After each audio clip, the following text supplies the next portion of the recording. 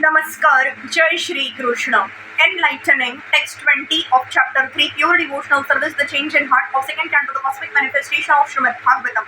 Text 20. Vile va toru krama vikraman ye na shrunmatah karna pute narasya jivva sati dara duri keva suta na chopagayat urugaya gathaha. One who has not listened to the messages about the prowess and marvelous acts of the personality of Godhead and has not sung or chanted loudly the worthy songs about the Lord is to be considered to possess ear holes like the holes of snakes and a tongue like the tongue of a frog. Devotional service to the Lord is rendered by all limbs or parts of the body. It is the transcendental dynamic force of the spirit soul. Therefore, a devotee is engaged 100% in the service of the Lord. One can engage in devotional service when the senses of the body are purified in relation with the Lord, and one can render service to the Lord with the help of all the senses. As such, the senses and the action of the senses are to be considered impure or materialistic as long as they are employed only in sense gratification. The purified senses are engaged not in sense gratification but in the service of the Lord in toto.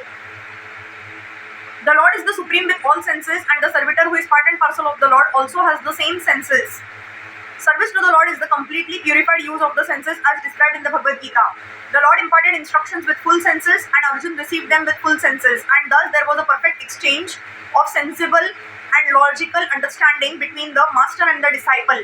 Spiritual understanding is nothing like an electrical charge from the master to the disciple, as foolishly claimed by some propaganda mongers.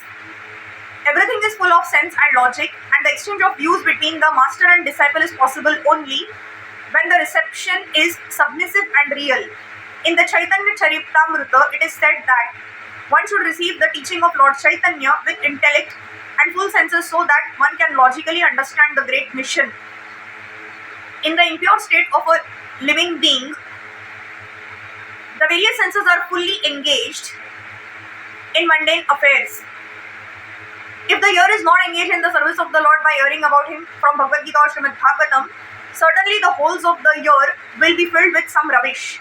Therefore, the messages of Bhagavad Gita and Srimad Bhagavatam should be preached all over the world very loudly. That is the duty of a pure devotee who has actually heard about them from the perfect sources. Many want to speak something to others, but because they are not trained to speak on the subject matter of Vedic wisdom, they are all speaking nonsense and people are receiving them with no sense. There are hundreds and thousands of sources for distributing mundane news of the world, and people of the world are also receiving it. Similarly, the people of the world should be taught to hear the transcendental topics of the Lord, and the devotee of the Lord must speak loudly so that they can hear. The frogs loudly croak, with the result that they invite the snakes to eat them. The human tongue is especially given for chanting the Vedic hymns and not for croaking like frogs. The word asati used in this verse is also significant. Asati means a woman who has become a prostitute. A prostitute has no reputation of good womanly qualities. Similarly, the tongue which is given to the human being for chanting the Vedic hymns will be considered a prostitute when engaged in chanting some mundane nonsense.